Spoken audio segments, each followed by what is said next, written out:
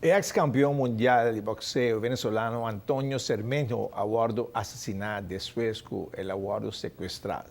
Cermeño, de 45 anos, aguardo sequestrado ayer junto com outros familiares na Caracas. E ainda seu cadáver num caminho que queda 2 horas fora de Caracas. Familiar não escapa. No momento que a gasolina acaba com o auto de sequestrador, mas ex-campeão mundial não tem sorte e não tire mata. E o clube de ciclismo que faz praticar tanto mountain bike como é parte de ruta. Todo dia é time de Go Fast. Arriba caminha da trem Iago, dia 18 de março, tem a primeira competência de ruta. Sim, nós está, em verdade, nós pabisa nós somos um equipe steady. Sei nós tem naturalmente daqui na nosso corredor, né, maior na que suporta nós e naturalmente nosso patrocinador, né.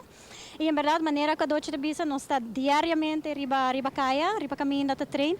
Passou season novo de ciclismo também começa dentro de pouco.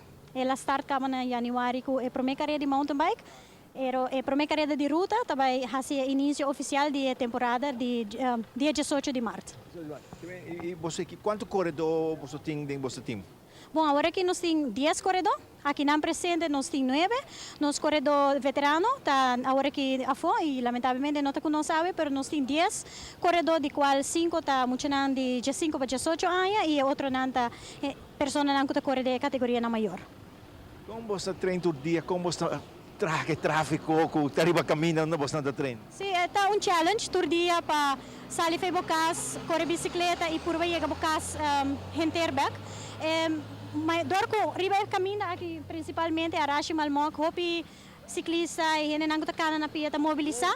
É tráfico, está acostumado a que sabe, a polícia tem regularmente riba caia, e não dia tours e bus não conhece nós e não sabe nós tem e não está tendo conta que sei sempre tem espaço para melhoração, mas nós por conta com um bom aporte de Nancy. Então é bom parte aí nessa vista.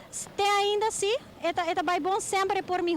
Nós não sabemos que é safe ainda, mas até agora que nós estamos manejando basta bom fora parte aqui. Mas em cidade vira mais difícil.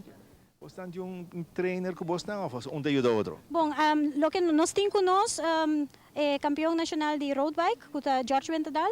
Ele é a pessoa que é treinador de time e também nós está ajuda de treinador de seleção nacional, mirando que muito de divisão de youth, está dentro da seleção de time de Aruba. E não está treina agora que também junto com o treinador para assim para preparar para a competência na Benidero. Isso aí é bom ajuda, né? Pessoal, tem mountain bike também que está completamente diferente do que nós temos de pista, não? Sim, correto. Nós temos duas disciplinas full diferentes.